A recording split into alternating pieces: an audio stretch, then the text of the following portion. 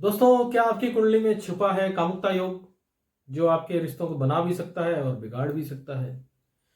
ज्योतिष शास्त्र के अनुसार जब शुक्र और मंगल की स्थिति खास योग बनाती है, जो व्यक्ति में आकर्षण, जुनून और शारीरिक इच्छाएं बहुत ज्यादा बढ़ जाती हैं। अगर यह योग सही दिशा में काम करता है तो व्यक्ति बेहद आकर्षक, रोमांटिक और सफल प्रेम जीवन जीता है।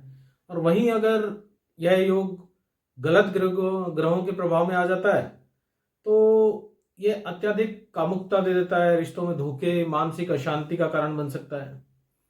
खासकर जब यह योग 7th हाउस और 8th हाउस में अगर शुक्र के साथ मंगल की युति बनती हो या दृष्टि संबंध बनता हो तो यह योग सबसे ज्यादा प्रभावशाली हो जाता है। क्या आपकी कुंडली में भी यह योग बनता है? कमेंट करके आप जरूर बताएं। मैं आपको बताऊंगा कि इसका क्या असर होगा और इसके उपाय क्या रहेंगे। नमस्कार दोस्तों, स्वागत है आपका। आज हम बात करने वाले हैं एक बहुत ही सेंसिटिव और इंटरेस्टिंग विषय पर, कामुकता योग।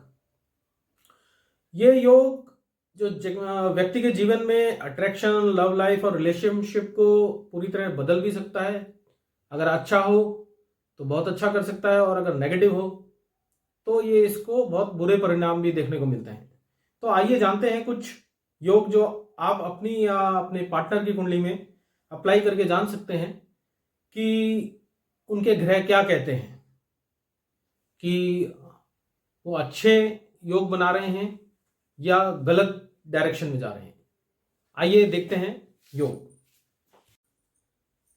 जैसे कि आज का हमारा विषय है जिसके बारे में हम जानेंगे, कामुकता योग कब और कैसे बनता है, और लास्ट में जानेंगे कि इसको सही कैसे किया जा सकता है।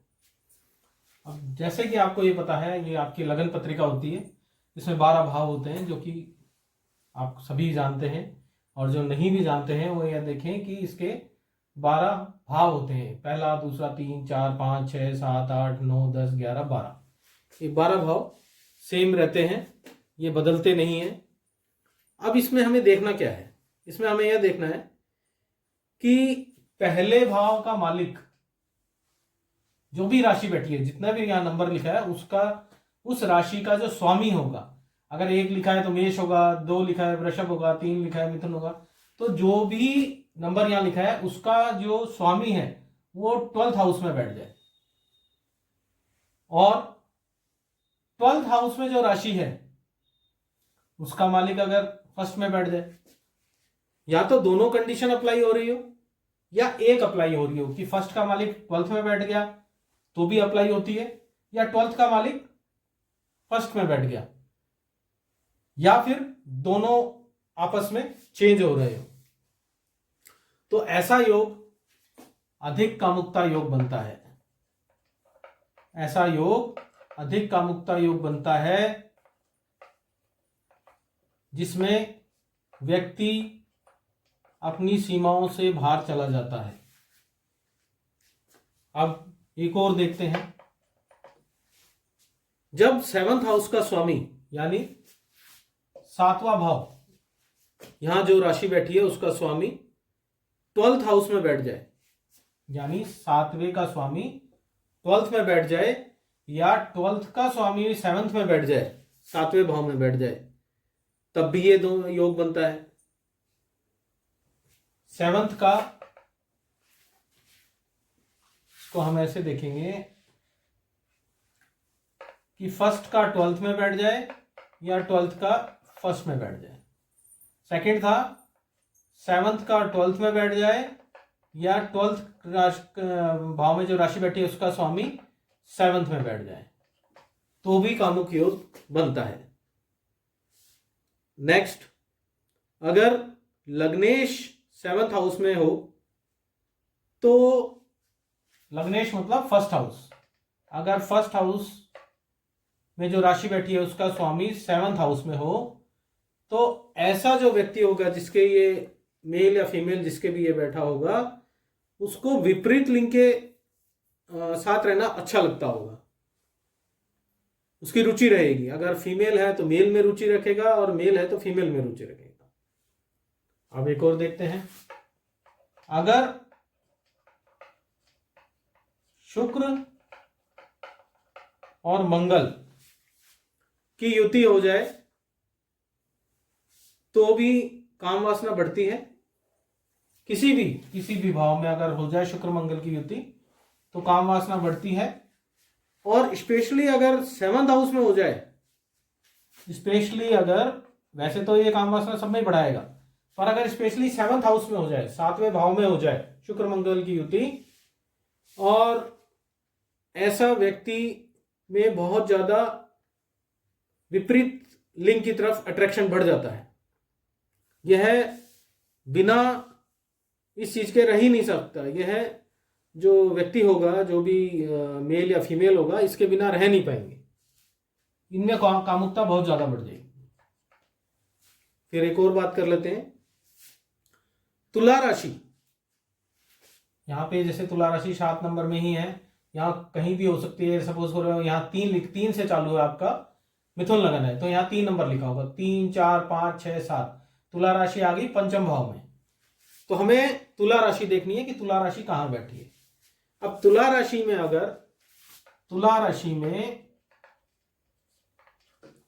अगर चंद्र और शुक्र की युति हो जाए, चंद्र और शुक्र की युति हो जाए तुला राशि के अंदर, तो ऐसा व्यक्ति अत्यधिक कामुक होगा। और अगर इसके ऊपर कहीं से मंगल अपनी दृष्टि दे दे, मंगल अगर इसके ऊपर दृष्टि दे दे, 4, 7, 8 की मंगल की जो दृष्टि होती है, अगर मंगल इस पे दृष्टि दे दे, जहां आपकी तुला राशि पड़ रही है उसके अंदर चंद्र और शुक्र की युति हो, और तो अत्यधिक कामुक होगा। और अगर मंगल भी उसमें दृष्टि दे दे तो ऐसा व्यक्ति अपनी काम वासना को पूरा करने के लिए कुछ भी करेगा। जैसे कि आप लोगों ने सुना होगा कि बहुत जगह छोटे बच्चों के साथ क्राइम हो जाते हैं, तो अधिकतर कुंडलियों में चंद्र शुक्र की युति के साथ उस पर मंगल या तो साथ होता है, बैठा होता है, नहीं तो मंगल कहीं से उस पर दृष्टि दे रहा होता है। तो ऐसा व्यक्ति काम वासना के लिए क्राइम करने से भी नहीं घबराएगा। अब एक और देखते हैं, शुक्र और बुध। शुक्र बुध की अगर युति हो जाए 7th हाउस में, शुक्र बुध की युति हो जाए 7th हाउस में, 7वां जो भाव है उसके अंदर अगर युति हो जाए, तो ऐसा जो व्यक्ति होगा वो गुप्त तरीके से काम वासना की पूर्ति करेगा, या अपनी पूर्ति के लिए वह ऐसी जगह देखेगा जहां से किसी को पता ना लगे, गुप्त रूप से काम वासना की पूर्ति करेगा। ऐसे ही एक और देखते हैं कि अगर शुक्र के ऊपर, शुक्र है, शुक्र के ऊपर मंगल या राहु की कॉम्बिनेशन आ जाए, कैसे भी प्रभाव आ जाए, शुक्र के साथ मंगल बैठा हो, या शुक्र के ऊपर मंगल की दृष्टि आ जाए, या शुक्र के ऊपर राहु साथ बैठा हो, या राहु की दृष्टि आ जाए, दोनों में से कुछ भी हो सकता है। जैसे मंगल की दृष्टि 4, 7, 8 थी, ऐसे ही राहु की दृष्टि जो है वो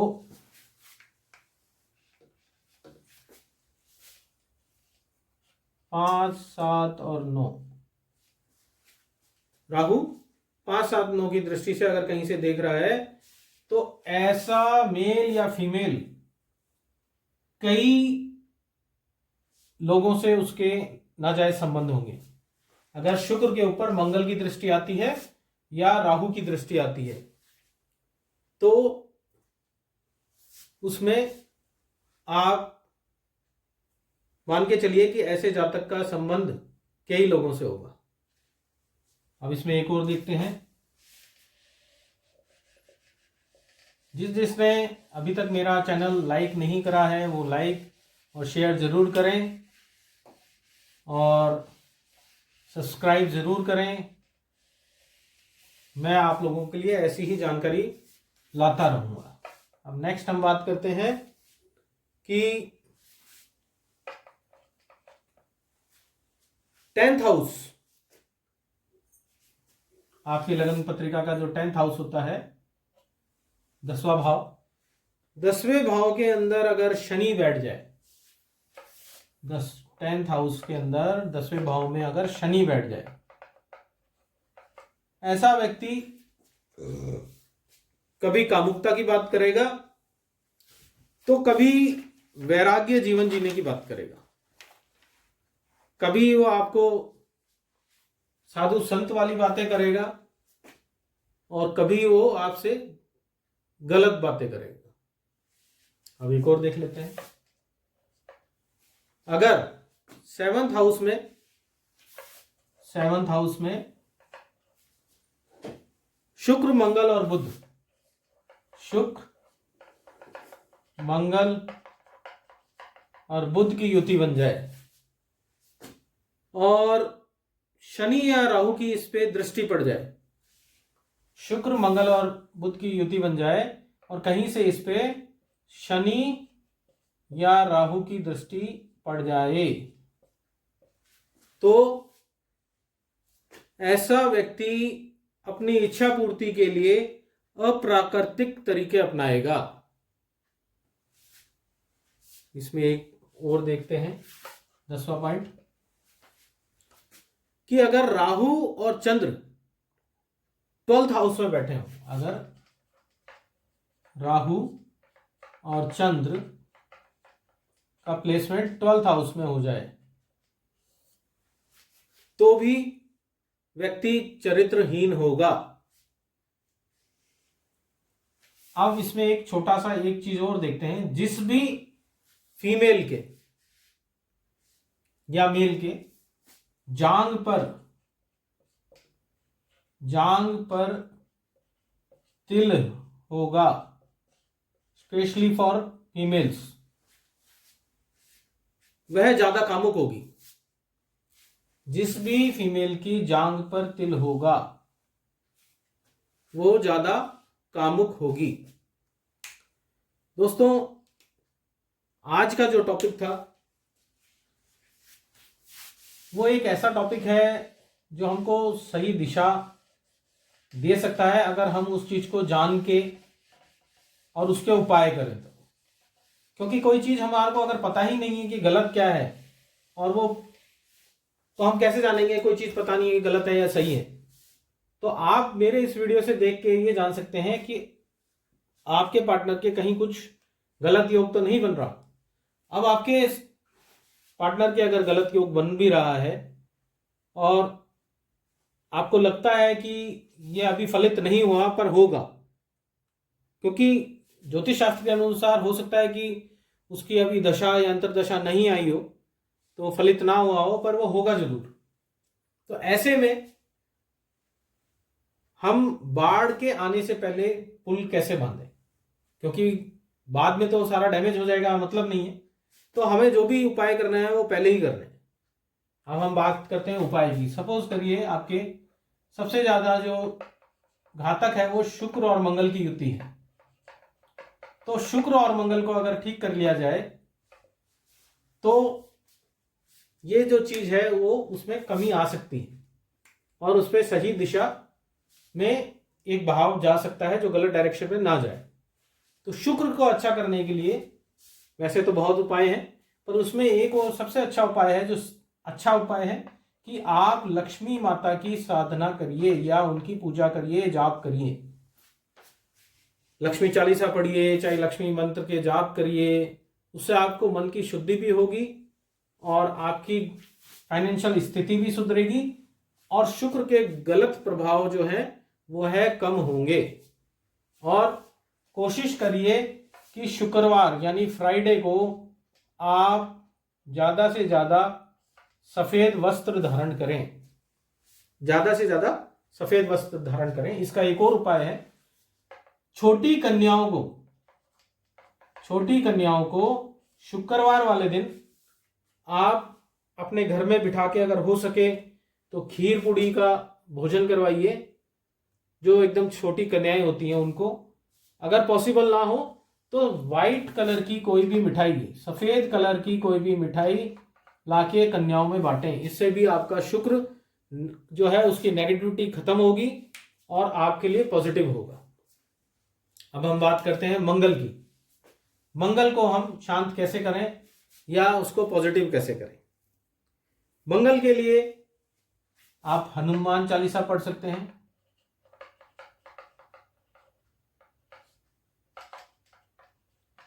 आप हनुमान चालीसा पढ़ सकते हैं जिससे आपका मन भक्ति भाव में लगेगा और गलत विचारों से दूर रहेगा।